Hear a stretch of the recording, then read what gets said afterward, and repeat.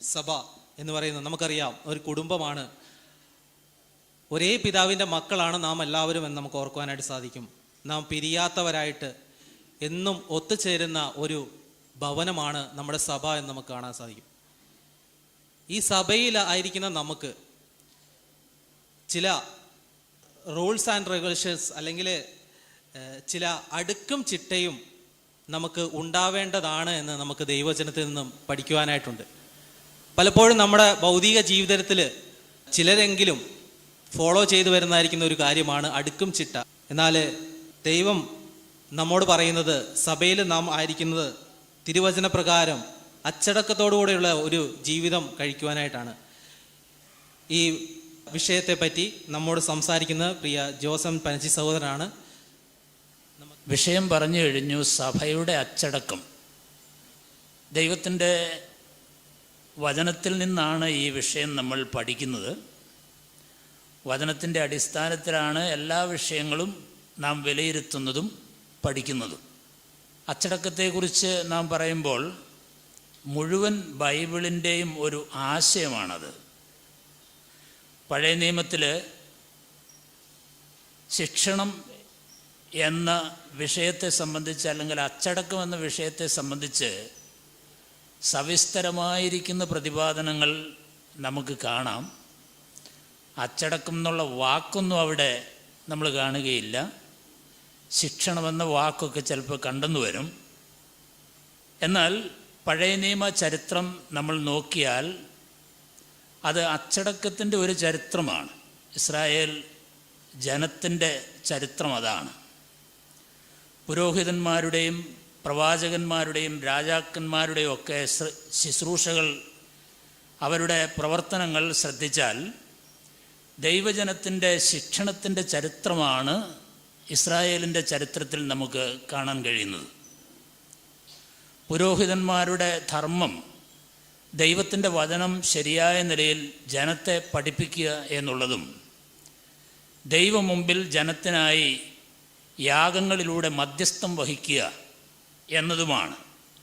അത് ദൈവ സംസർഗത്തിലും കൂട്ടായ്മയിലും ദൈവജനത്തെ നിലനിർത്താനുള്ള ദൈവിക ക്രമീകരണമായിരുന്നു എന്ന് നമുക്ക് മനസ്സിലാക്കാനായിട്ട് കഴിയും. അതുപോലെ തന്നെ പ്രവാചകന്മാരുടെ ശുശ്രൂഷ ശ്രദ്ധിച്ചാൽ പ്രധാനമായും അവർ തെറ്റിലകപ്പെടുന്ന ദൈവജനത്തെ തിരുത്തുന്ന ശുശ്രൂഷയാണ് ചെയ്തിരുന്നത് എന്ന് നമുക്ക് മനസ്സിലാവും. ജനത്തിന് പാപത്തെക്കുറിച്ച് ബോധം വരുത്തി അവരെ മാനസാന്തരത്തിലേക്ക് നടത്തുന്ന വളരെ പ്രാധാന്യമുള്ള ഒരു ശുശ്രൂഷയാണ് ദൈവത്തിൻ്റെ പ്രവാചകന്മാർ പഴയ നിയമത്തിൽ ചെയ്തിരുന്നത്.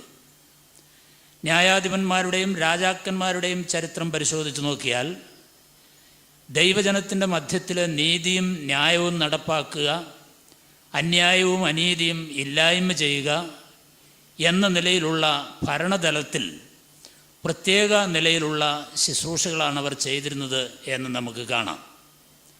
ന്യായാധിപന്മാരുടെ പുസ്തകം തന്നെ നോക്കിയാൽ അതൊരു പുനരാവർത്തന ചരിത്രമാണ്, അല്ലെങ്കിൽ അങ്ങനെ ഒരു അച്ചടക്കത്തിൻ്റെ ചരിത്രമാണ് ആ പുസ്തകത്തിലുള്ളതെന്ന് നമുക്കറിയാം. പാപം, കഷ്ടത, മാനസാന്തരം, രക്ഷ എന്നിങ്ങനെ ആവർത്തിച്ച് വരുന്നൊരു ചരിത്രം ഇസ്രയേലിൻ്റെ ചരിത്രത്തിൽ നമുക്ക് കാണാൻ കഴിയും. പഴയ നിയമം നമ്മൾ പരിശോധിച്ചാൽ ദൈവജനത്തെ ദൈവം ഉദ്ദേശിക്കുന്ന നിലയിൽ മുന്നോട്ട് കൊണ്ടുപോകാനായി ദൈവം നിയമിച്ചതായ ആളുകളാണ് അവരുടെ നേതൃത്വത്തിലുള്ളവരായിരിക്കുന്ന ആളുകൾ. അതുകൊണ്ട് ഒരു ജനത്തെ ആ അച്ചടക്കത്തിൽ, ഒരു ജനത്തെ ദൈവം ആഗ്രഹിക്കുന്ന നിലയിൽ മുന്നോട്ട് കൊണ്ടുപോകുവാൻ, ആ ഒരു ക്രമീകരണം ചെയ്യുവാൻ ഏറ്റവും ഉത്തരവാദിത്വമുള്ളത് ആ ജനത്തിൻ്റെ നേതൃത്വത്തിനാണ്. അതിനാണ് ദൈവം അങ്ങനെ ഒരു ക്രമീകരണം ചെയ്തിരിക്കുന്നത് എന്ന് നമുക്ക് മനസ്സിലാവും. പുതിയ നിയമത്തിലേക്ക് വരുമ്പോഴും അങ്ങനെ തന്നെയാണ്. പുതിയ നിയമം നമ്മൾ പരിശോധിച്ച് നോക്കിയാൽ ജീവനുള്ള ദൈവത്തിൻ്റെ ആലയമാണ് ദൈവത്തിൻ്റെ സഭ. ആ ആലയം ഏറ്റവും വിശുദ്ധമായി സ്ഥിതി ചെയ്യണം എന്ന് ദൈവം ആഗ്രഹിക്കുന്നൊരു കാര്യമാണ്. കാരണം ദൈവം വിശുദ്ധനായിരിക്കുന്നത് കൊണ്ട് ദൈവത്തിൻ്റെ ആലയം വിശുദ്ധമായിരിക്കണം. ദൈവത്തിൻ്റെ ആലയമായിരിക്കുന്ന ദൈവജനം വിശുദ്ധരായിരിക്കുന്നത് കൊണ്ട് ആ ആലയം വിശുദ്ധമായിരിക്കണം. അപ്പോൾ അതിൻ്റെ വിശുദ്ധി നിർമ്മലമായി സൂക്ഷിക്കുക എന്നത് വളരെ പ്രധാനപ്പെട്ട ഒരു കാര്യമാണ്. ദൈവജനത്തിൻ്റെ വിശുദ്ധി അത് സൂക്ഷിച്ച് മുന്നോട്ട് കൊണ്ടുപോകുവാൻ പുതിയ നിയമത്തിലും ദൈവം വച്ചിരിക്കുന്ന ഒരു ക്രമീകരണമാണ് ദൈവജനത്തിൻ്റെ അച്ചടക്കം. ആ അച്ചടക്കത്തിന് പുതിയ നിയമത്തിലും നേതൃത്വം നൽകുന്ന ആളുകൾക്കാണ് വലിയ ഉത്തരവാദിത്വമുള്ളതെന്ന് നമുക്കറിയാം. മിഷണറിമാർക്കും സഭയിലെ മൂപ്പന്മാർക്കും മിഷണറിയിലെ ടീം അംഗങ്ങൾക്കുമെല്ലാം ആ വിഷയത്തിൽ വലിയൊരു ഉത്തരവാദിത്വമുണ്ട്. ദൈവത്തിൻ്റെ ജനത്തെ ദൈവം ആഗ്രഹിക്കുന്ന നിലയിൽ മുന്നോട്ട് കൊണ്ടുപോകുക എന്നതാണ് ഏറ്റവും പ്രധാനപ്പെട്ട കാര്യമെന്ന് പറയുന്നത്. നമ്മൾ മനസ്സിലാക്കേണ്ട കാര്യം, ദൈവിക സ്വഭാവത്തിനും ദൈവസഭയുടെ സ്വഭാവത്തിനും വിരുദ്ധമായി പാപം ചെയ്യുന്നവരെ ഉപദേശിക്കുകയും ശാസിക്കുകയും വേണ്ടി വന്നാൽ ശിക്ഷാ നടപടികൾ സ്വീകരിക്കുകയും ചെയ്യാനുള്ള ഉത്തരവാദിത്വവും അധികാരവുമാണ് സഭയ്ക്ക് ഉള്ളത്. പാപത്തോട് യാതൊരുവിധ വിട്ടുവീഴ്ചയും ചെയ്യാനായിട്ട് പഴയ നിയമത്തിലോ പുതിയ നിയമത്തിലോ ഉള്ള ദൈവജനത്തിന് ഒരു അവകാശവും നേതൃത്വത്തിന് ഒരധികാരവും നൽകിയിട്ടില്ല. അത് തിരുവെഴുത്തിൽ നിന്ന് നമുക്ക് പൊതുവെ മനസ്സിലാക്കാൻ കഴിയുന്ന കാര്യമാണ്.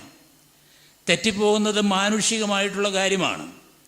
എന്നാൽ തെറ്റുകാരനെ നേർവഴിക്ക് നടത്തുക എന്നത് ദൈവികമാണ്. അത് സഭയുടെയും സഭാ നേതൃത്വത്തിൻ്റെയും വലിയ ഒരു ഉത്തരവാദിത്വമാണ്. ദൈവം ആ ക്രമീകരണം തൻ്റെ സഭയിലും ചെയ്തിട്ടുണ്ട് എന്നത് നമുക്ക് നിഷേധിക്കാനായിട്ട് സാധിക്കില്ല. പൊതുവെ പറയുമ്പോൾ എന്താണ് അച്ചടക്കം എന്ന് നമ്മൾ സാധാരണ ചോദിക്കാറുണ്ട്. ശിക്ഷണം അല്ലെങ്കിൽ അച്ചടക്കം എന്ന് കേൾക്കുന്നത് തന്നെ പൊതുവെ അത്ര സന്തോഷകരമല്ല. അത് ഭയപ്പെടുത്തുന്ന ഒരു വിഷയമായിട്ടാണ്. ഈ വിഷയം എനിക്ക് തന്നപ്പോൾ തന്നെ നിങ്ങളെ പേടിപ്പിക്കാനായിട്ട് വന്ന ഒരാൾ എന്നൊരു ചിന്ത ഒരുപക്ഷെ ആരുടെയെങ്കിലും മനസ്സിലൂടെ പോയെങ്കിൽ അതൊരു തെറ്റിദ്ധാരണയാണ്. നിങ്ങൾക്കെല്ലാവർക്കും വളരെ അനുഗ്രഹവും പ്രയോജനവും നന്മയും നൽകുന്ന ഒരു വിഷയമാണ് സഭാശിക്ഷണം എന്ന് പറയുന്നത്. ആളുകളുടെ വിചാരം സഭയിൽ നിന്ന് ആളുകളെ ഒഴിവാക്കാനുള്ള ഒരു പരിപാടിയാണ് സഭാശിക്ഷണം. തെറ്റ് ചെയ്യുന്ന ആളുകളെ ശിക്ഷിക്കുക, അവരെ പുറത്താക്കുക, അതാണ് സഭാശിക്ഷണം. യഥാർത്ഥത്തിൽ അതൊന്നും അല്ല സഭാശിക്ഷണം. സഭാശിക്ഷണം എന്ന് പറയുന്നത് മനുഷ്യ സഭാ ജീവിതത്തിൽ എല്ലാ വിശ്വാസികളെ സംബന്ധിച്ചും അവരുടെ ജീവിതത്തിൻ്റെ എല്ലാ മേഖലകളെയും സമൂലമായി ബാധിക്കുന്ന ഒരു വിഷയമാണ്. സഭാശിക്ഷണമെന്ന് പറഞ്ഞാൽ അതാണ്. ഒരു ശിക്ഷയൊക്കെ കൊടുക്കുക എന്ന് പറയുന്നത് അതിൻ്റെ ഒരു ചെറിയ വശം മാത്രമാണ്. മനുഷ്യജീവിതത്തിൻ്റെ ഏത് മേഖലയിലും എല്ലായിടത്തും അച്ചടക്കം എന്ന് പറയുന്ന കാര്യം അനിവാര്യമാണ്. അതുകൂടാതെ ഒരു പ്രസ്ഥാനവും വിജയിക്കില്ല. നമ്മൾ ഭവനത്തെക്കുറിച്ച് ഇതിനു മുമ്പ് ചിന്തിച്ചു. ഭവനം വിജയിക്കണമെങ്കിൽ അച്ചടക്കമുള്ളൊരു ഭവനമേ വിജയിക്കുകയുള്ളൂ. ഒരു ഓഫീസിൽ ചെന്നാൽ, ഒരു സ്കൂളിൽ ചെന്നാൽ, ഒരു കോളേജിൽ ചെന്നാൽ, ഒരു തൊഴിൽ സ്ഥലത്ത് ചെന്നാൽ, അല്ലെങ്കിൽ രാജ്യത്തിൻ്റെ ഭരണ സംവിധാനങ്ങളിൽ, സമൂഹത്തിൻ്റെ നിലനിൽപ്പിൽ എല്ലാം അച്ചടക്കമുള്ളതായിരിക്കുന്ന ഒരു സമൂഹം, അച്ചടക്കത്തിൻ്റെ ഒരു ക്രമീകരണം ഉണ്ടെങ്കിലേ അത് വിജയിക്കാനായിട്ട് പോകുന്നുള്ളൂ. അതിൽ ധാരാളം കാര്യങ്ങൾ ഉൾപ്പെട്ടിട്ടുള്ളൊരു വിഷയമാണ് ഈ അച്ചടക്കം എന്ന് പറയുന്നത്. ഒരുപക്ഷെ ഓഫീസിൽ ചെല്ലുമ്പോൾ അവിടെ ആ ഓഫീസിലെ പ്രവർത്തനങ്ങൾക്ക് വെച്ചിരിക്കുന്ന ആ ഒരു ഒരു പദ്ധതിയുണ്ട്. ആ പദ്ധതി വിജയകരമാക്കുവാൻ അവിടെ ചില ക്രമീകരണങ്ങൾ ചെയ്തിട്ടുണ്ട്.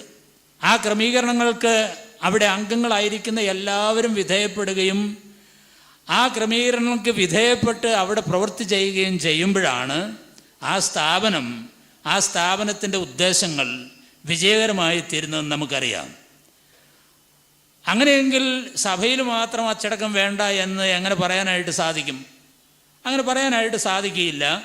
അച്ചടക്കം മറ്റുള്ളവർക്ക് മതി, എനിക്ക് വേണ്ട എന്ന് പറയാൻ കഴിയുകയില്ല, മറ്റിടങ്ങളിൽ മതി, സഭയിൽ വേണ്ട എന്ന് പറയാനായിട്ട് സാധിക്കില്ല. അച്ചടക്കത്തെക്കുറിച്ച് ബൈബിൾ വളരെ വ്യക്തമായി തന്നെ പഠിപ്പിക്കുന്നുണ്ട്. ഓരോരുത്തൻ തനിക്ക് ബോധിച്ചതുപോലെ നടന്നു എന്ന് പറയുന്നത് പോലെയാണ് ബാക്കി എല്ലായിടത്തും അച്ചടക്കം പാലിക്കുന്ന ചില വിശ്വാസികളെങ്കിലും സഭാജീവിതത്തിൽ ജീവിക്കുന്നത് എന്ന് കാണുമ്പോൾ വളരെ സങ്കടകരമായിട്ടുള്ള ആ ഒരു സ്ഥിതിവിശേഷം പലപ്പോഴും അനുഭവിക്കാനായിട്ട് കഴിഞ്ഞിട്ടുണ്ട്.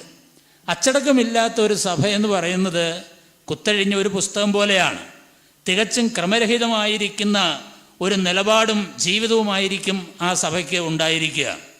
അപ്പോൾ സഭയുടെ അച്ചടക്കം എന്താണ് എന്ന് ചോദിച്ചാൽ, സ്വഭാവ രൂപീകരണത്തിന് ആവശ്യമായ പ്രബോധനവും ആലോചനയും വിശ്വാസികൾക്ക് നൽകി നേർവഴിയിൽ നടത്തുകയും തെറ്റിപ്പോകുന്നവരെ യഥാസ്ഥാനപ്പെടുത്തുകയും ചെയ്യുന്ന സഭയുടെ ശുശ്രൂഷയാണ്. പൊതുവെ അച്ചടക്കം എന്ന് പറഞ്ഞാൽ അതിനൊരു നിർവചനം പറഞ്ഞാൽ ഞാനിവിടെ നിങ്ങൾക്ക് കാണാം. ഒരു പദ്ധതി വിജയകരമായി തീരാൻ അതിൽ അംഗങ്ങളായിരിക്കുന്നവരെ അവരുടെ ഉത്തരവാദിത്വങ്ങളിലും ദൗത്യത്തിലും വീഴ്ച വരാതെ നിലനിർത്തുന്ന ഒരു ക്രമീകരണമാണ് അച്ചടക്കം എന്ന് പറയുന്നത്.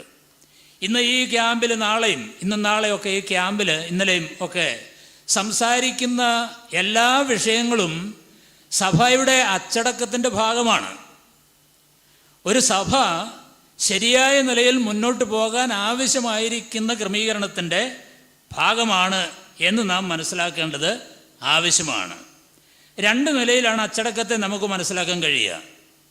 അതിന് സാധാരണ പറയും ക്രിയാത്മകമായിരിക്കുന്ന അച്ചടക്കം എന്ന് പറയും, അല്ലെങ്കിൽ രൂപീകരണ അച്ചടക്കം എന്ന് പറയും, അല്ലെങ്കിൽ രക്ഷാകരമായ അച്ചടക്കം എന്ന് പറയും. വിശ്വാസികളുടെ സ്വഭാവത്തിൻ്റെയും ശുശ്രൂഷയുടെയൊക്കെ വളർച്ചയ്ക്കായി ചെയ്യുന്ന എല്ലാ കാര്യങ്ങളും അതിൽ പെടുന്നതാണ്. സഭയുടെ അംഗങ്ങളെ വിശുദ്ധിയിൽ വളർത്താനും അത് പിന്തുടരാനും പാപത്തിനെതിരെ പോരാടാനും ഉത്തരവാദിത്വങ്ങളും ശുശ്രൂഷകളുമൊക്കെ നിർവഹിപ്പാനും സഹായിക്കുന്നതിനായിട്ട് ക്രിയാത്മകമായ അച്ചടക്കം അഥവാ രൂപീകരണ അച്ചടക്കം സഭയിലുണ്ട്. അതിൻ്റെ ഭാഗമാണ് ഇതെല്ലാം. അതിൻ്റെ ഭാഗമായിട്ടാണ് ഈ കാര്യങ്ങളൊക്കെ നടക്കുന്നത്. അതിൽ ഉപദേശ പഠനമുണ്ട്, പ്രാർത്ഥനയുണ്ട്, അതുപോലെ കൂട്ടായ്മയുണ്ട്, അന്യോന്യം ഉത്സാഹിപ്പിക്കലുണ്ട്, അന്യോന്യ പ്രബോധനങ്ങളുണ്ട്.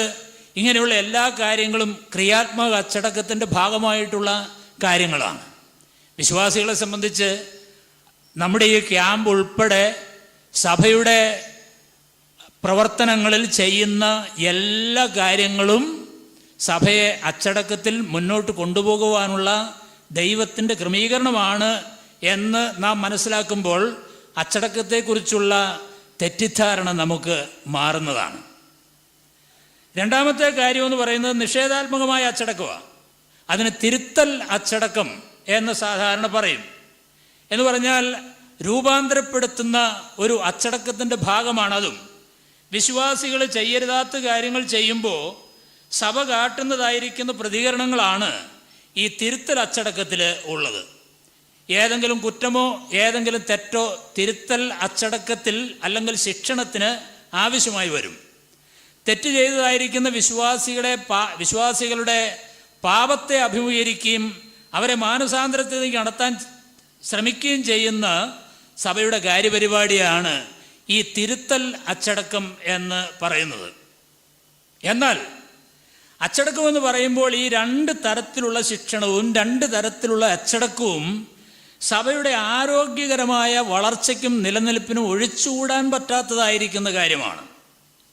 ക്രിയാത്മക ശിക്ഷണത്തിന് മാത്രമേ പല സഭകളും പലപ്പോഴും താല്പര്യം കാണിക്കാറുള്ളൂ. നിഷേധാത്മകമായിരിക്കുന്ന ശിക്ഷണം പലപ്പോഴും വിജയിക്കാറില്ല. കാരണം എന്താണെന്ന് ചോദിച്ചാൽ അത് പലരും അംഗീകരിക്കാറില്ല, പലരും അതിന് കീഴ്പ്പെടാറില്ല, പലരും അതിന് വിധേയപ്പെടാറില്ല. അതുകൊണ്ട് നിഷേധാത്മകമായ നിലയിലുള്ളതായിരിക്കുന്ന അച്ചടക്കം അഥവാ തെറ്റുകൾ തിരുത്തുന്നതായിരിക്കുന്ന അച്ചടക്ക ശുശ്രൂഷ പലപ്പോഴും പല സഭകളിലും നടപ്പാകാറില്ല എന്നത് ഒരു യാഥാർത്ഥ്യമാണ്. സാധാരണ നിലയിൽ പറയും, എന്താണ്, 3 വാതിലുകളുള്ള ഒരു കെട്ടിടത്തോടാണ് ആരോഗ്യകരമായ ഒരു സഭയെ ഉപമിക്കുന്നത്. ഞാൻ ആ ഉദാഹരണം ചില സ്ഥലത്ത് പറഞ്ഞിട്ടുണ്ട്. ഇപ്പം ഇതൊരു സഭയാണ് എന്ന് വിചാരിക്കുക. അതിൻ്റെ മുമ്പിലൊരു വലിയ വാതിലുണ്ട്. ആ വാതിലിലൂടെ രക്ഷിക്കപ്പെടുന്ന എല്ലാ ആളുകൾക്കും സഭയ്ക്കുള്ളിലേക്ക് വരാം. ജാതി മത വ്യത്യാസമില്ലാതെ എല്ലാവർക്കും വരാം. എന്നാൽ ഇതിനകത്തേക്ക് വന്നാൽ ഇതിൻ്റെ അകത്തെ ക്രമീകരണങ്ങൾക്കനുസരിച്ച് വിശുദ്ധമായി ജീവിക്കുന്ന ഒരു സമൂഹത്തിന് ചേരുന്ന വിധത്തിൽ ജീവിക്കാനാണ് ഇതിനകത്തേക്ക് വരുന്നത്. അതാണ് ഇതിനകത്തേക്ക് വരുന്നത്. കർത്താവിന് യോഗ്യമായ നിലയിൽ, സഭയുടെ സാക്ഷ്യത്തിന് യോഗ്യമായ നിലയിൽ ജീവിക്കാനാണ് വരുന്നത്. അങ്ങനെ ജീവിക്കുന്ന വിശ്വാസികളിൽ ചിലരെങ്കിലും തെറ്റ് ചെയ്യും, പാപത്തിൽ വീഴും. അവരെ യഥാസ്ഥാനപ്പെടുത്താൻ ശ്രമിക്കും. ആ യഥാസ്ഥാനപ്പെടുവാൻ മനസ്സില്ലാതെ പാപത്തിൽ തുടരുവാൻ നിർബന്ധം കാണിക്കുന്ന ചില ആളുകളെ പുറത്തേക്ക് വിടുന്നതിനൊരു വാതിലുണ്ട്. അത് ഇവിടെ അങ്ങനെ ഒരു വാതിലുണ്ടാവും. ചില സഭകൾക്ക് ഒരു വാതിലേ ഉള്ളൂ, ഈ ആനവാതിലേ ഉള്ളൂ. രക്ഷിക്കപ്പെടുന്നവരെല്ലാം ഇതിനകത്തേക്ക് വരിക. ഇതിനകത്ത് പിന്നെ മദ്യപിച്ചവരും എന്ത് തോന്നിവാസം കാണിക്കുന്നവർക്കും ഒക്കെ ഇവിടെ സ്വാതന്ത്ര്യമുണ്ട്. എന്നാൽ വേറൊരു വാതിലുണ്ട്, അത് നമുക്ക് അവർക്ക് കാണിച്ചു കൊടുക്കണം. സഹോദര, ഇങ്ങനൊരു വാതിലുണ്ട് കേട്ടോ എന്ന് പറയണം, അദ്ദേഹത്തെ ഓർമ്മപ്പെടുത്തണം. വേറെ ചില സഭകൾക്ക് 2 വാതിലുകളേ ഉള്ളൂ. ഈ അകത്തേക്ക് എടുക്കുക, പുറത്തേക്ക് വിടുക, 2 വാതിലേ ഉള്ളൂ. അതും ആരോഗ്യകരമായിരിക്കുന്ന ഒരു സഭയല്ല. പുറത്തേക്ക് വിട്ടതായിരിക്കുന്ന ആളുകൾ മാനസാന്തരപ്പെടുമ്പോൾ തിരിച്ചെടുക്കാൻ ഇതിൻ്റെ പുറകിൽ വേറൊരു വാതിലുമുണ്ട്. തിരിച്ചെടുക്കുകയും ചെയ്യണം. ഈ 3 വാതിലുകളും സജീവമായി പ്രവർത്തിക്കുന്ന ഒരു സഭയാണ് ആരോഗ്യകരമായിരിക്കുന്ന സഭയെന്ന് പറയുന്നത്, അച്ചടക്കമുള്ളൊരു സഭയെന്ന് പറയുന്നത്. അതാണ് കർത്താവിൻ്റെ പരിപാടിയിലുള്ളതായിരിക്കുന്ന കാര്യം എന്ന് നമുക്ക് മനസ്സിലാക്കാം. ഞാൻ ഈ 2ാമത്തെ വശത്തിന് അല്പം ഊന്നൽ കൊടുത്താണ് പറയാൻ ആഗ്രഹിക്കുന്നത്. ആദ്യത്തെ വശത്തിന് ഊന്നൽ കൊടുത്താണ് ഇവിടെ സഹോദരന്മാരെല്ലാം പറഞ്ഞത്. ഇനി അത് കൂടുതൽ പറയേണ്ടതായിരിക്കുന്ന ഒരു ആവശ്യമുണ്ടെന്ന് എനിക്ക് തോന്നുന്നില്ല. 2ാമത്തെ വശമെന്ന് പറഞ്ഞാൽ തെറ്റുതിരുത്തൽ അച്ചടക്കത്തെ സംബന്ധിച്ചുള്ള ചില കാര്യങ്ങളാണ്. എന്തിനാണ് അച്ചടക്കം? ശിക്ഷണത്തിൻ്റെ ലക്ഷ്യം എന്താണ് അതുകൊണ്ട് ഉദ്ദേശിക്കുന്നത്? അതിന് ഒന്നാമതായി പറയാൻ കഴിയുന്നത്, തെറ്റ് ചെയ്യാനുള്ള വിശ്വാസികളുടെ പ്രവണതയെ തടയുന്നതിനുള്ള ഒരു ക്രമീകരണമാണ്. ഇത് ഏതൊരു മനുഷ്യൻ്റെയും സ്വഭാവത്തിൽ അന്തർലീനമാണ്, തെറ്റ് ചെയ്യാനുള്ള പ്രവണത എന്ന് പറയുന്നത്. വിശ്വാസികൾ രക്ഷിക്കപ്പെട്ടതുകൊണ്ട് തെറ്റ് ചെയ്യാനുള്ള പ്രവണത നഷ്ടപ്പെടുന്നില്ല. ആ പ്രവണത മരണം വരെ ഉണ്ട്, അല്ലെങ്കിൽ കർത്താവിൻ്റെ വരവ് വരെ ഉണ്ട്. രക്ഷിക്കപ്പെട്ടതായിരിക്കുന്ന വിശ്വാസികളിൽ അതുണ്ട്. എന്നാൽ ആ വിശ്വാസികൾക്ക് ആ പ്രവണതയെ അതിജീവിക്കാനുള്ള എല്ലാ സാധ്യതകളും ദൈവം രക്ഷിക്കപ്പെട്ടപ്പോൾ വിശ്വാസികൾക്ക് നൽകിയിട്ടുണ്ട്. അതാണ് അവിശ്വാസികളും വിശ്വാസികളും തമ്മിലുള്ള വ്യത്യാസം എന്ന് പറയുന്നത്. നമുക്ക് വലിയ സാധ്യത നൽകിയിട്ടുണ്ട്. അതിനെ നമ്മുടെ ഉള്ളിൽ നിന്ന് പുറത്തേക്ക് വരുന്ന പാപങ്ങളെ തടയാനുള്ള വലിയ സാധ്യത ദൈവം നമുക്ക് നൽകിയിട്ടുണ്ട്. ആ സാധ്യതയെ തടയാനുള്ള സാധ്യതകളെ ശരിയായ നിലയിൽ വിനിയോഗിക്കാതെ വരുമ്പോൾ സ്വാഭാവികമായിട്ടും ഈ പാപപ്രവണതകൾ പ്രവൃത്തിയിലൂടെ പുറത്തേക്ക് വരും. അങ്ങനെയുള്ളതായിരിക്കുന്ന കുറ്റവാസനയെ തടയാനുള്ള ഒരു ക്രമീകരണമാണ് അച്ചടക്കം എന്ന് പറയുന്നത്. അതിന് 2 വശങ്ങളുണ്ട്. അത് വചനത്താലുള്ള ശുദ്ധീകരണം വഴിയും ശിക്ഷയാലുള്ള മുന്നറിയിപ്പുകൾ വഴിയുമാണ് അതിനെ തടയാൻ നമുക്ക് കഴിയുക. ഒന്നാമതായി അതിവിടെ സഹോദരന്മാർ പറഞ്ഞു കഴിഞ്ഞു. വചനത്തെക്കുറിച്ച് ഒരുപാട് കാര്യങ്ങൾ പറഞ്ഞു. വചനം എന്ന് പറയുന്നത് നമ്മുടെ ജീവിതത്തെ സമൂലമായി പരിവർത്തനം ചെയ്യുന്ന, രൂപാന്തരപ്പെടുത്തുന്ന ദൈവത്തിൻ്റെ ക്രമീകരണമാണ്. രക്ഷിക്കപ്പെട്ട ആദ്യകാലങ്ങളിൽ വളരെ തീവ്രമായ വചനപഠനം വിശ്വാസികളുടെ ജീവിതത്തിൽ നടക്കുന്നതായിട്ട് ഞാൻ ഒരുപാട് പേരുടെ ജീവിതത്തിൽ ശ്രദ്ധിച്ചിട്ടുണ്ട്. എൻ്റെ ജീവിതത്തിലും അങ്ങനെ ആയിരുന്നു. എനിക്കറിയാം, ഒരു സഹോദരൻ എല്ലാ ദിവസവും ആ വീട്ടിൽ ചെന്നാൽ കസേരയിലിരുന്ന് ബൈബിൾ വായിക്കുന്ന ഒരു സഹോദരനെയാണ് ഞാൻ കണ്ടിരുന്നത് ഒരു കാലത്ത്. ഇപ്പം ചെന്നാൽ അദ്ദേഹം TV മുമ്പിലാണ്, അല്ലെങ്കിൽ ഫോണിൻ്റെ മുമ്പിലാണ്. സ്ഥിരമായി ബൈബിൾ വായിക്കുമായിരുന്നു. ആ ഒരു തീഷ്ണത മാറി അത് വേറൊരു വശത്തേക്ക് പോവുകയാണ്. അപ്പം ദൈവവചന വായന എന്ന് പറയുന്ന ഒരു കാര്യമാണ്. ദൈവവചന വായനയും പഠനവും ജീവിതത്തിൽ തുടർന്നാൽ നമ്മുടെ ജീവിതത്തിൽ നമ്മൾ അറിയാതെ തന്നെ സമൂലമായ ഒരു പരിവർത്തനം വരും. ഒരു വ്യത്യാസം സ്വാഭാവികമായിട്ട് സംഭവിക്കും. നമ്മൾ സാധാരണ പറയുമല്ലോ, അഴുക്ക് നിറഞ്ഞതായിരിക്കുന്ന ഒരു ചാല് വൃത്തിയാക്കാനുള്ള ഏറ്റവും എളുപ്പമായ വഴി ശുദ്ധജലം അതിലേക്ക് തുറന്നു വിടുക എന്നുള്ളതാണ്. ശുദ്ധജലം അതിലേക്ക് തുറന്നു വിടുമ്പോൾ എന്ത് സംഭവിക്കും? കെട്ടിക്കിടക്കുന്ന മലിനജനത്തെ ശുദ്ധജലം ശുദ്ധീകരിക്കും, ആ അഴുക്ക് ഓട വൃത്തിയാവും. നമ്മുടെ ഹൃദയത്തിൽ ഒരുപാട് മാലിന്യങ്ങളുണ്ട്. ആ മാലിന്യങ്ങൾ മാറി നമ്മുടെ ഹൃദയത്തെ ശുദ്ധമാക്കുവാനുള്ള ദൈവിക ക്രമീകരണമാണ് ദൈവവചനത്തിൻ്റെ ധ്യാനവും പഠനവും എന്ന് നമുക്ക് മനസ്സിലാക്കാം. രണ്ടാമതായി, തെറ്റ് ചെയ്യാനുള്ള പ്രവണതയെ തടയാൻ കുറ്റക്കാരനെ മാതൃകാപരമായി ശിക്ഷിക്കുക എന്നുള്ളതാണ്. ദൈവത്തിൻ്റെ വചനത്തിൽ പുതിയ നിയമത്തിൽ നമ്മൾ വായിക്കുന്നത് 1 തിമോത്തിയോസ് 5:20, പാപം ചെയ്യുന്നവരെ ശേഷമുള്ളവർക്കും ഭയത്തിനായി എല്ലാവരും കേൾക്കെ ശാസിക്കുക. ആവർത്തന പുസ്തകം 17-ാം അധ്യായത്തിൻ്റെ 12-13 വാക്യങ്ങൾ, നിന്റെ ദൈവമായ യഹോവയ്ക്ക് ശുശ്രൂഷ ചെയ്യുന്ന പുരോഹിതൻ്റെയോ ന്യായാധിപൻ്റെയോ വാക്ക് കേൾക്കാതെ ആരെങ്കിലും അഹങ്കാരം കാണിച്ചാൽ അവൻ മരിക്കണം. ഇങ്ങനെ ഇസ്രായേലിൽ നിന്ന് ദോഷം നീക്കിക്കളയണം. ഇനി അഹങ്കാരം കാണിക്കാതിരിക്കേണ്ടതിന് ജനമെല്ലാം കേട്ട് ഭയപ്പെടണം. ആവർത്തനം 13-6 മുതൽ 16 വരെയുള്ളതായിരിക്കുന്ന വാക്യങ്ങളും നമുക്ക് കാണാം. ദൈവത്തിന് വിരോധമായി അവൻ്റെ കൽപ്പനകളെ ലംഘിച്ച് അവൻ്റെ വഴിയിൽ നിന്ന് നിന്നെ തെറ്റിപ്പാൻ നോക്കിയവനെ എന്ത് ചെയ്യണം? കൊന്നുകളയണം. ഞാൻ പറഞ്ഞതുപോലെ അല്ല എഴുതിയിരിക്കുന്നത്, അതാണ് അതിൻ്റെ ആശയം. അത് ആരാണെന്ന് നോക്കരുതെന്നാണ്. സഹോദരനായിരിക്കാം, മകനായിരിക്കാം, മകളായിരിക്കാം, ഭാര്യയായിരിക്കാം, ഭർത്താവായിരിക്കാം, ആരാണെന്ന് നോക്കരുത്. യഹോവയായ ദൈവത്തിൽ നിന്ന് നിന്നെ അകറ്റാൻ ആര് ശ്രമിച്ചാലും അവന് കല്ലെറിഞ്ഞു കൊല്ലണമെന്നാണ്. അന്യദൈവങ്ങളിലേക്ക് പോകാൻ പ്രേരിപ്പിച്ചാൽ കല്ലെറിഞ്ഞു കൊല്ലണമെന്നാണ്. എന്നിട്ട് പറഞ്ഞു, ആദ്യം നിന്റെ കൈയും പിന്നെ ജനത്തിൻ്റെ കൈയും ഉയരണം എന്നാണ്. ജനം അത് കേട്ട് ഭയപ്പെടണം. അവസാനം എഴുതിയിരിക്കുകയാണ്, ജനം അത് കേട്ട് ഭയപ്പെടണം. അപ്പൊ ബന്ധങ്ങളെ മുൻനിർത്തി ശിക്ഷണ നടപടിക്ക് വിമുഖത കാണിക്കുന്നത് കുറ്റകരമാണെന്നാണ്. അതിനുള്ള പരീക്ഷ ഉണ്ടാകാനുള്ള സാധ്യതയുണ്ട്. അതുകൊണ്ടാണ് നിന്റെ കൈ ആദ്യം ഉയരണമെന്ന് പറഞ്ഞത്. ആ ശിക്ഷയ്ക്ക് നീയാണ് മുന്നിൽ നിൽക്കേണ്ടതെന്ന് പറഞ്ഞത്. കുറ്റക്കാരനെ മാതൃകാപരമായി ശിക്ഷിക്കുന്നത് മറ്റുള്ളവരിൽ ഭയം ജനിപ്പിക്കുകയും മറ്റ് പ്രലോഭനങ്ങളിലേക്ക് പോകാതിരിക്കാനും അതിന് തടസ്സം സൃഷ്ടിക്കാനും ഒക്കെ ഇടയാകുന്ന ഒരു പ്രധാനപ്പെട്ട കാര്യമായതുകൊണ്ടാണ്.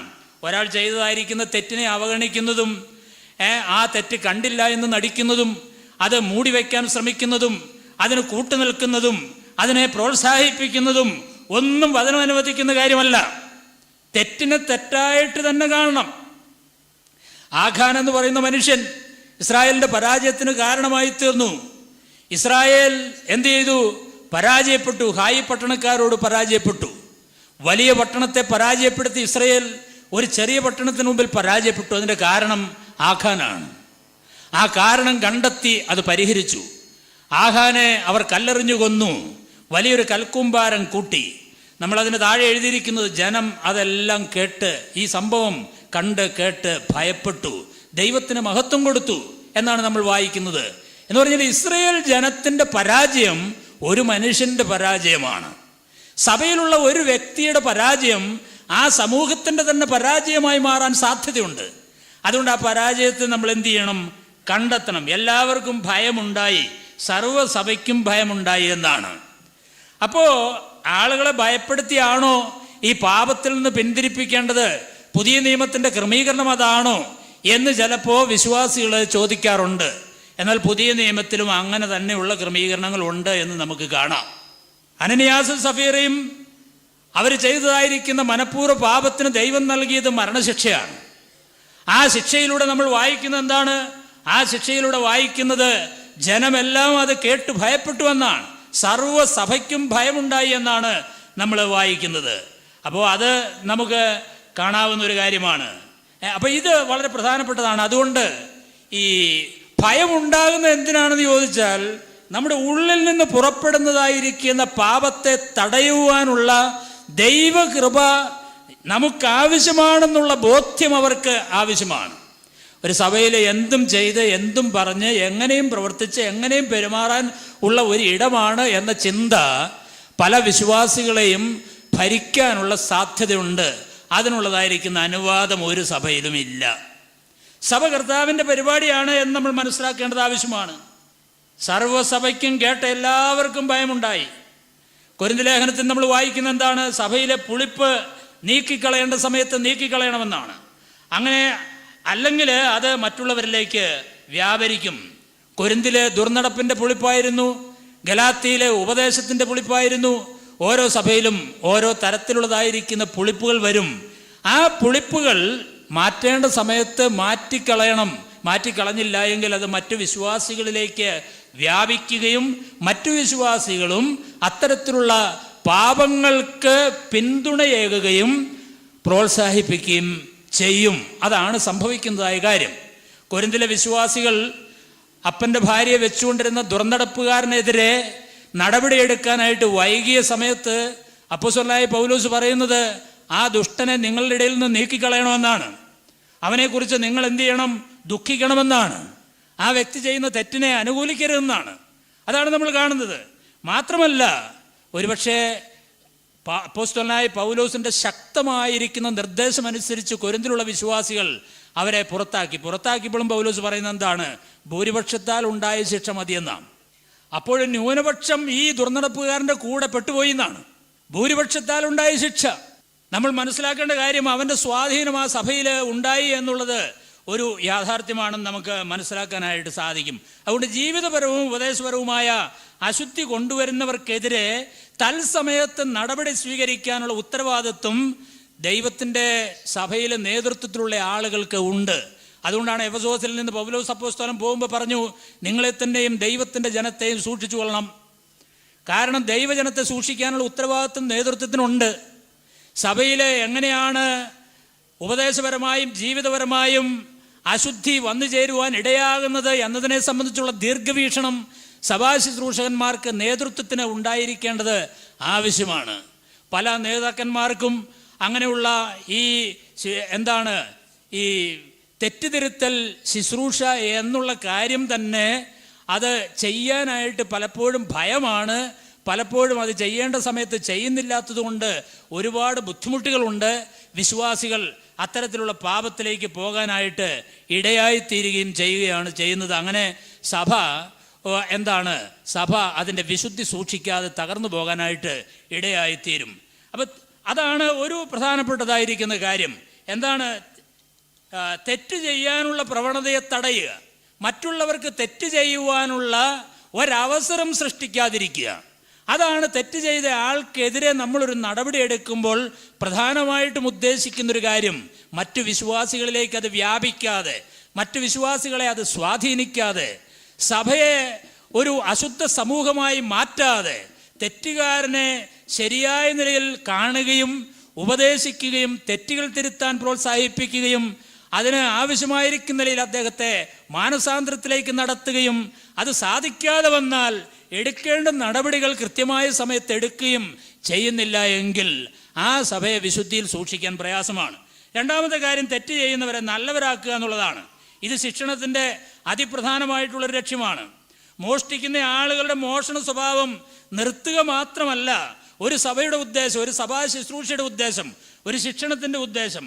മറിച്ച് കൈകൊണ്ട് നല്ലത് പ്രവർത്തിച്ച് ജീവിക്കാൻ പഠിപ്പിക്കുക എന്നുള്ളതും ദാനശീലരാക്കി അവരെ മാറ്റുക എന്നുള്ളതും ശിക്ഷണത്തിൻ്റെ ഭാഗമായിരിക്കുന്ന കാര്യമാണ്. അപ്പം ആളുകളെ നല്ലവരാക്കി മാറ്റുക എന്നുള്ളത് ശിക്ഷണത്തിൻ്റെ ഭാഗമാണ്. അത് ഏത് തരത്തിലുള്ള ശിക്ഷണമാണെങ്കിലും, ഹുമനയോസിനെയും അലക്സാണ്ടറിനെയും ഒക്കെ സാത്താന് ഏൽപ്പിച്ചത് അപ്പോസ്തലനായ പൗലോസ് പറയുന്നത് ദൂഷണം പറയാതിരിക്കാൻ പഠിക്കേണ്ടതിന് എന്നാണ് പറയുന്നത്. പറയാതിരിക്കാൻ വേണ്ടി മാത്രമല്ല, ദൂഷണം പറയാതിരിക്കാൻ പഠിക്കണം. അതിൽ ക്രിയാത്മകമായിരിക്കുന്നൊരു വശമുണ്ട്. ദൂഷണം പറയാതിരിക്കണം, നല്ല കാര്യങ്ങൾ പറയണം. നല്ല കാര്യങ്ങൾ പറയാനായിട്ട് വിശ്വാസികളെ പ്രാപ്തരാക്കി തീർക്കുക എന്നുള്ളതാണ്. ക്രേത്തയിലെ വിശ്വാസികളെ കുറിച്ച് പറയുമ്പോൾ കഠിനമായി അവരെ ശാസിക്കണം.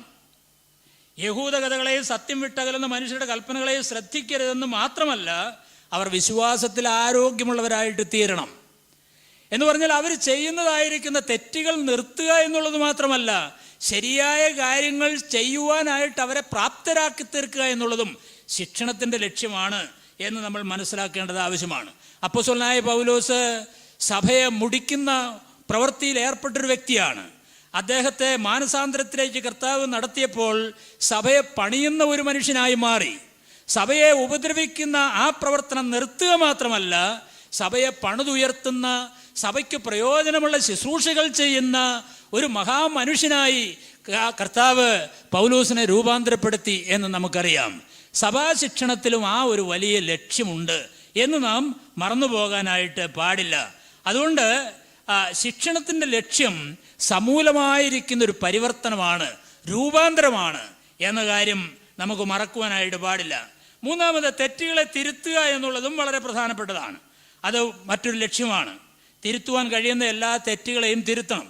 എല്ലാ തെറ്റുകളും നമുക്ക് തിരുത്താനായിട്ട് സാധിക്കില്ല. ഇപ്പോൾ കൊല്ലപ്പെട്ടതായിരിക്കുന്നൊരു വ്യക്തിയെ ജീവിപ്പിക്കാൻ കഴിയാത്തിടത്തോളം ആ തെറ്റ് തിരുത്താനായിട്ട് സാധിക്കില്ല. അതുപോലെ തന്നെ ഒരു അവിശ്വാസിയെ പോയി ഒരു വിശ്വാസി വിവാഹം കഴിച്ചാൽ ആ തെറ്റ് തിരുത്താൻ പറ്റില്ല. എന്ന് പറഞ്ഞാൽ വിവാഹമെന്ന് പറയുന്നത് ആജീവനാന്ത ബന്ധമാണ്. പിന്നീട് അത് ഉപേക്ഷിക്കാനായിട്ട് സാധിക്കില്ല. വിവാഹമോചനം നടത്തി മറ്റൊരു സ്ത്രീയെ വിവാഹം കഴിച്ചാൽ അതും തിരുത്താനായിട്ട് ബുദ്ധിമുട്ടാണ്. ഒരുപക്ഷെ ആജീവനാന്തം അങ്ങനെ ഒരു കുറ്റബോധത്തിൽ കഴിയേണ്ടതായിരിക്കുന്ന സാഹചര്യം വരും.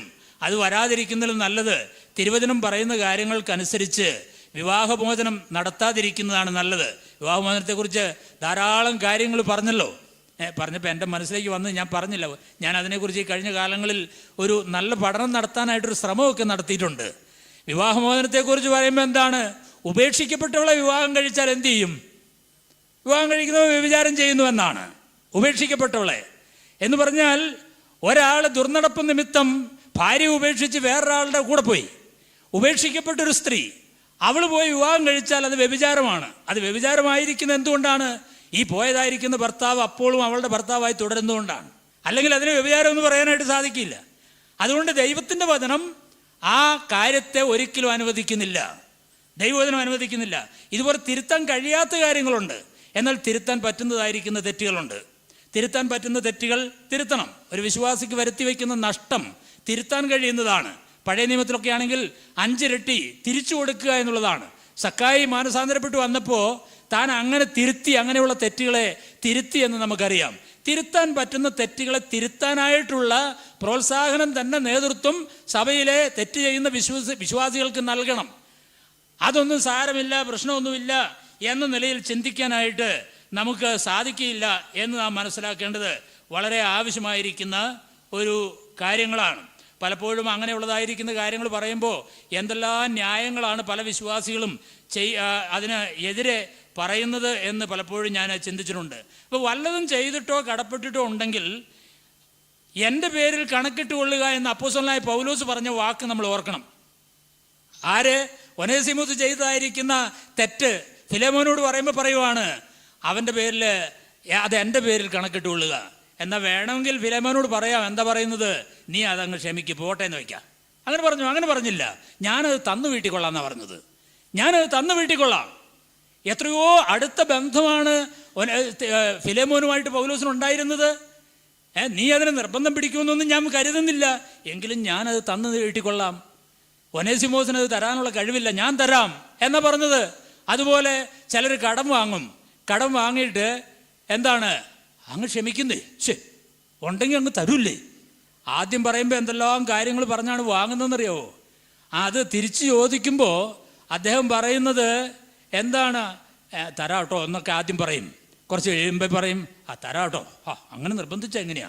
കുറച്ചുകൂടെ കഴിയുമ്പോൾ പറയും തരാന്ന് പറഞ്ഞില്ലേ, ഇങ്ങോട്ട് ഭീഷണിപ്പെടുത്താൻ തുടങ്ങും. കുറച്ചുകൂടെ കഴിയുമ്പോൾ എന്ത് പറയും? തരാന്ന് എത്ര പ്രാവശ്യം പറഞ്ഞു, എന്നാൽ പിന്നെ നിങ്ങളങ്ങ് വാങ്ങ് എന്നാവും. അവസാനം ഇതിൻ്റെ പുറകെ നടന്ന് കോടതി കയറിയൊക്കെ നടക്കുകയാണ്. എന്നിട്ട് ഇത് ചർച്ച ചെയ്യാൻ സഭയിൽ വരികയാണ്. സഭയിൽ വരുമ്പോൾ നേതൃത്വം കുറച്ച് പ്രോത്സാഹനം അതിനോട് നൽകിയാൽ എങ്ങനെ ഇരിക്കും? കൊടുക്കാനുള്ളത് കൊടുത്തു വീട്ടണം. അതാവശ്യമാണ്. ഒരാളോട് വാങ്ങിയാൽ തിരിച്ചു കൊടുക്കണം. ബാങ്കിൽ നിന്ന് കടമെടുത്താൽ ബാങ്കുകാരോട് അത് പറഞ്ഞാൽ സമ്മതിക്കുമോ? അവരൊന്ന് ജപ്തി ചെയ്തുകൊണ്ട് പോകില്ലേ? തരാമെന്ന് എത്ര പ്രാവശ്യം പറഞ്ഞു? അങ്ങനെയൊന്നും പറയാൻ പറ്റില്ല. അവർ തിരിച്ചു കൊടുക്കണ്ടേ? തിരിച്ചു കൊടുക്കണം. ചിലത് ഈ സഭയിൽ നിന്നൊക്കെ പാത്രങ്ങൾ കൊണ്ടായാൽ പോലും തിരിച്ചു കൊടുക്കില്ല. അത് പിന്നെ ചോദിച്ചാൽ പിന്നെ പ്രശ്നമായി. ചോദിക്കാനും പറ്റില്ല. ചില ഭക്ഷണ പദാർത്ഥങ്ങളൊക്കെ ആയിരിക്കും, ചില വസ്തുക്കൾ കൊണ്ടുപോകുന്നതായിരിക്കും, ചില സാധനങ്ങൾ എടുത്തുകൊണ്ട് പോകുന്നതായിരിക്കും തൽക്കാലത്തേക്ക്. അതിനെക്കുറിച്ച് പിന്നെ യാതൊരു മിണ്ടാട്ടവും ഇല്ല. വേറൊരു മനുഷ്യൻ്റെ അന്യായമായ ഒരു കാര്യവും നമ്മുടെ കരങ്ങളിൽ ഉണ്ടാകാൻ പാടില്ല. അതുണ്ടാകാൻ പാടില്ല. അത് ശരിയായിരിക്കുന്ന ഒരു കാര്യം അല്ല. നഷ്ടം വന്നത് ക്ഷമിച്ചു കൊടുക്കാനല്ല, കൊടുത്തു തീർക്കാനാണ് ക്രിസ്തീയ നീതി, ക്രിസ്തീയ ന്യായം. അതാണ്. അതങ്ങനെ തന്നെ ചെയ്യണം. എന്തെല്ലാം ന്യായങ്ങളാണ് അതിനുവേണ്ടി, എന്തെല്ലാം പ്രശ്നങ്ങളാണ് സഭകളിൽ ഉണ്ടാകുന്നത്. അതൊന്നും ശരിയായിരിക്കുന്നൊരു കാര്യമല്ല.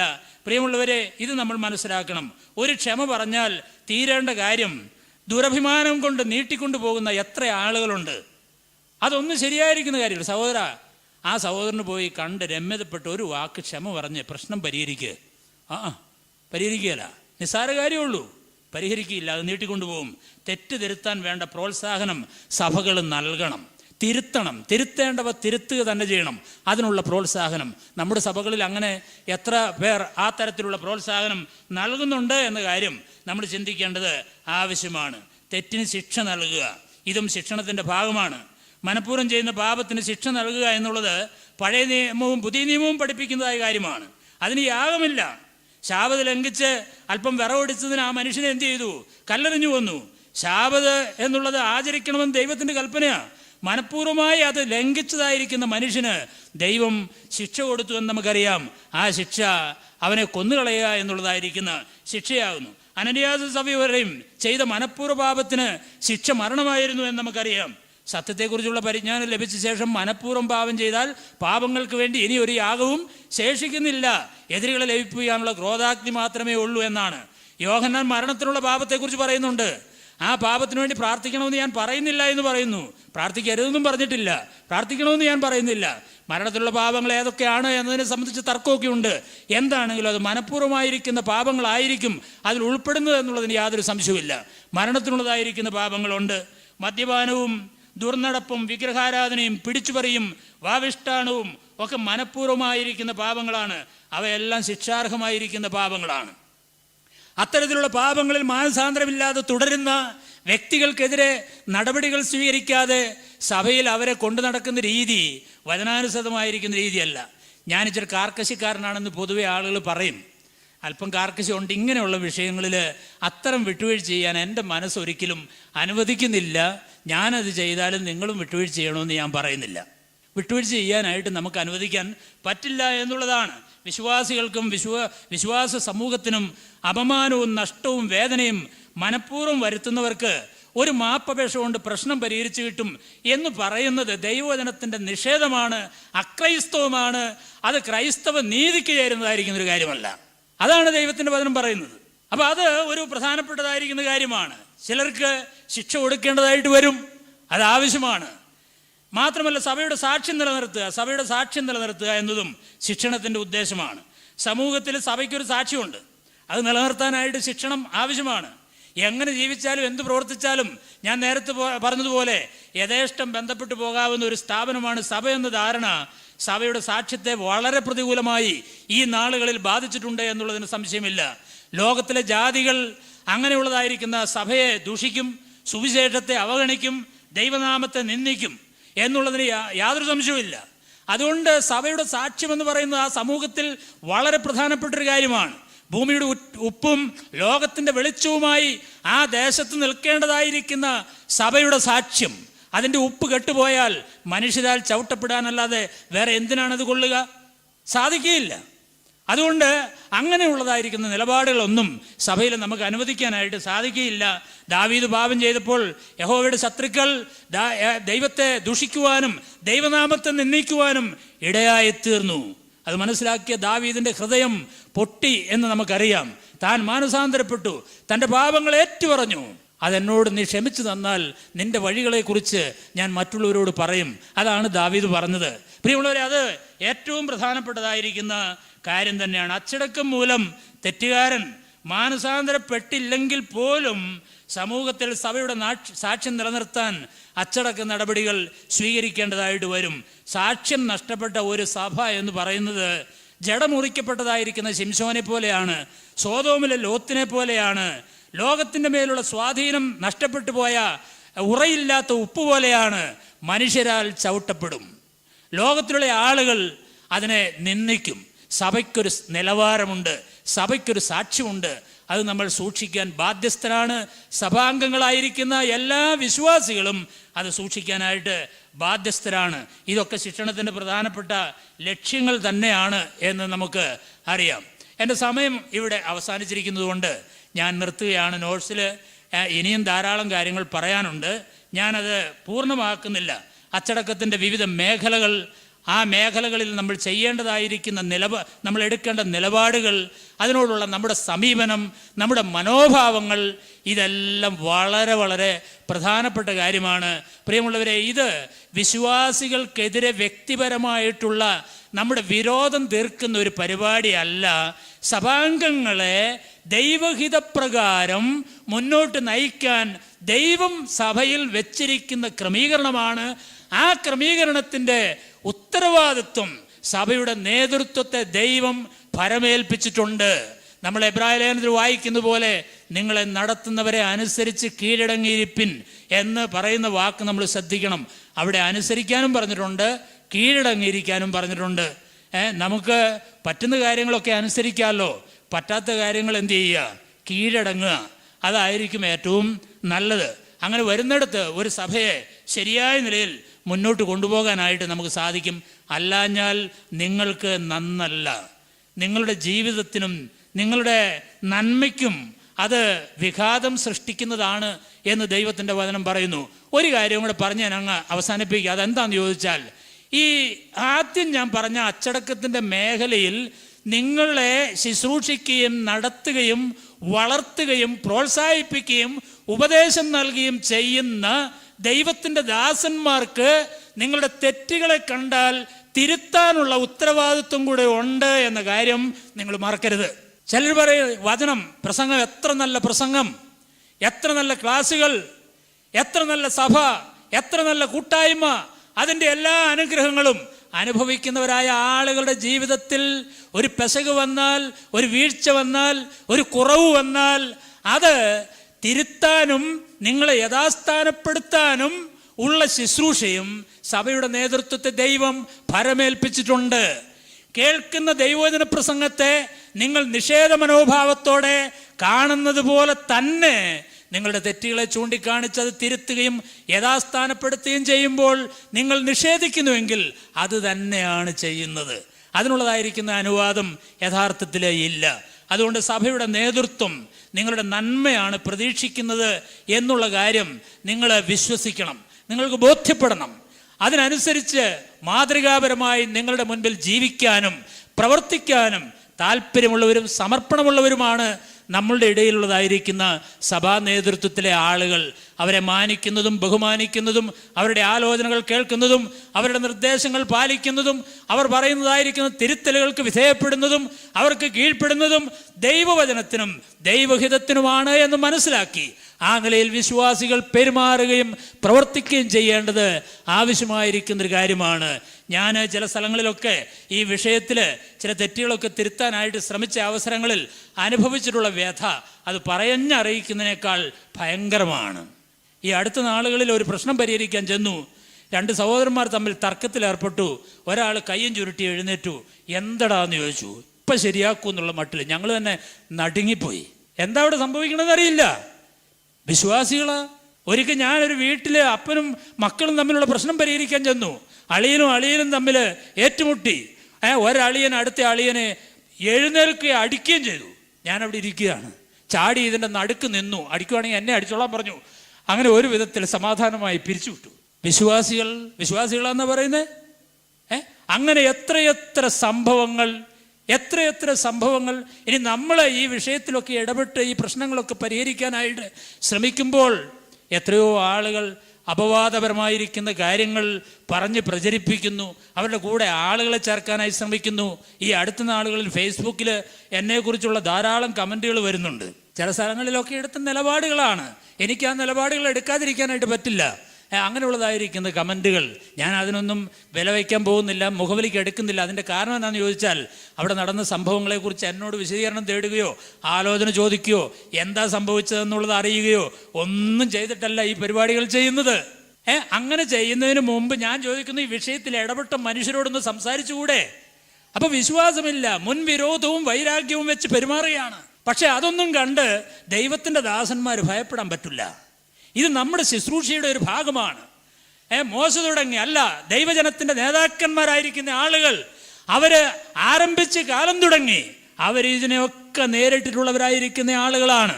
അതൊക്കെ നേരിട്ടുള്ള ആളുകളാണ്. അതൊന്നും കണ്ട് ഭീഷണിപ്പെടുത്തി, അതൊന്നും കണ്ട് ഭയപ്പെടുത്തി ദൈവ ശുശ്രൂഷയെ പരാജയപ്പെടുത്താൻ കഴിയുകയില്ല. അതിനോട്ട് ശ്രമിക്കുകയും വേണ്ട. പക്ഷെ ഞാൻ ഈ വേദിയിൽ പറയുന്ന പോലെ അല്ല കേട്ടോ ഞാൻ നിങ്ങളുടെ അടുക്ക് വരുമ്പോൾ പറയാൻ ശ്രമിക്കുന്നത്. അങ്ങനെ പറയാതിരിക്കട്ടെ.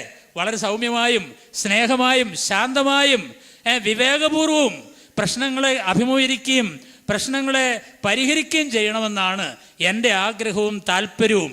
ചില സമയത്തൊക്കെ അച്ചടക്ക നടപടി എനിക്കാണ് ആവശ്യമെന്നും തോന്നിയിട്ടുണ്ട്. കാരണം എന്താണെന്ന് ചോദിച്ചാൽ സാധാരണ നിലയിൽ ആളുകൾ തമ്മിലൊരു സംഘർഷം വരുമ്പോഴാണല്ലോ യഥാർത്ഥത്തിൽ സ്വഭാവം വെളിപ്പെട്ടു വരുന്നത്. ശരിയായ സ്വഭാവം വെളിപ്പെടുന്നത് അപ്പോഴാണ്, ആ സമയത്താണ്. നമുക്ക് വളരെ സൗമ്യമായി ശാന്തമായി മനുഷ്യരുടെ കുറ്റങ്ങളും തെറ്റുകളും ഒക്കെ സഹിച്ചുകൊണ്ട് പ്രശ്നങ്ങളെ പരിഹരിക്കാൻ കഴിയുന്നിടത്തോളമേ നമുക്ക് വിജയിക്കാനായിട്ട് സാധിക്കുകയുള്ളൂ. അവരെ പോലെ നമ്മളും പെരുമാറുകയും നമ്മളും പ്രതികരിക്കുകയും നമ്മളും ഇടപെടുകയും ചെയ്ത സന്ദർഭങ്ങളൊക്കെ ഉണ്ട്. അതൊക്കെ തെറ്റ് തന്നെയാണെന്ന് സമ്മതിച്ചോണം. അതൊന്നും വചനാനുസൃതമായ പ്രതികരണങ്ങളല്ല. ദൈവവചനപ്രകാരം ദൈവത്തിൻ്റെ സഭയുടെ നേതാക്കന്മാർ പ്രതികരിക്കുകയും അപ്പോൾ തന്നെ വിട്ടുവീഴ്ചകൾ കൂടാതെ തെറ്റിനെതിരെ വളരെ വ്യക്തമായിരിക്കുന്ന നിലപാടുകൾ സ്വീകരിക്കുകയും ചെയ്യുന്നില്ല എങ്കിൽ നമ്മുടെ സഭകൾ ജീർണതയിലേക്ക് പോകും എന്നുള്ള ഒരു മുന്നറിയിപ്പ് എനിക്ക് പറയാനായിട്ടുണ്ട്. അങ്ങനെ സംഭവിക്കാതിരിക്കട്ടെ. നേതൃത്വത്തിലുള്ളവർ ഉണരാം. വിശ്വാസികൾ പോസിറ്റീവായിട്ട് പ്രശ്നങ്ങളോട് പ്രതികരിക്കണം, സൗമ്യമായി ഇടപെടണം, സൗമ്യമായി പ്രതികരിക്കണം. എങ്കിൽ മാത്രമേ നമുക്ക് ഒരുമിച്ച് ഒരു സമൂഹമായ ഐക്യത്തോടെ പ്രശ്നങ്ങൾ പരിഹരിച്ച് മുന്നോട്ട് പോകാനായിട്ട് സാധിക്കുകയുള്ളൂ. സഭയുടെ വിശുദ്ധി സൂക്ഷിക്കാനായിട്ട് സാധിക്കുകയുള്ളൂ. വലിയവനായ ദൈവം നമ്മെ എല്ലാവരെയും ധാരാളമായി അനുഗ്രഹിക്കട്ടെ എന്ന് ആശംസിച്ചുകൊണ്ടും പ്രാർത്ഥിച്ചുകൊണ്ടും എൻ്റെ വാക്കുകളെ ഉപസംഹരിക്കുന്നു. കർത്താവിൻ്റെ നാമത്തിന് മഹത്വം ഉണ്ടാകട്ടെ. ദൈവജനത്തെ ദൈവം ആഗ്രഹിക്കുന്ന വിധത്തിൽ മുന്നോട്ട് കൊണ്ടുപോകാനായിട്ട് വിശ്വാസികളായിരിക്കുന്ന നമുക്ക് ഓരോരുത്തർക്കും അതുപോലെ തന്നെ നമ്മുടെ സഭയിലുള്ള നേതൃത്വത്തിനും അനവധി ഉത്തരവാദിത്തങ്ങളുണ്ട് എന്ന് നമ്മൾ ഇപ്പോൾ പ്രിയ സഹോദരനിലൂടെ നമ്മൾ കേട്ടു. നമ്മുടെ തെറ്റുകളുണ്ടെങ്കിൽ ആ തെറ്റുകളെ വരുന്ന ആളുകളിൽ അതിനെ തിരുത്തുവാനായിട്ടും അതിനു വേണ്ടിയിട്ട് നമ്മെ ഹെൽപ്പ് ചെയ്യുവാനായിട്ട് പ്രിയ സഭാ ശുശ്രൂഷകന്മാർക്കും അതിൻ്റെ ഉത്തരവാദിത്തങ്ങളുണ്ട് എന്ന് നമ്മൾ കേട്ടു. ഈ നല്ല വചനങ്ങളെ പ്രിയ ദാസനിലൂടെ നമുക്ക് കേൾക്കുവാനായിട്ട് സാധിച്ചു. സഹോദരനുള്ള നന്ദി ഞങ്ങൾ അറിയിക്കുകയാണ്.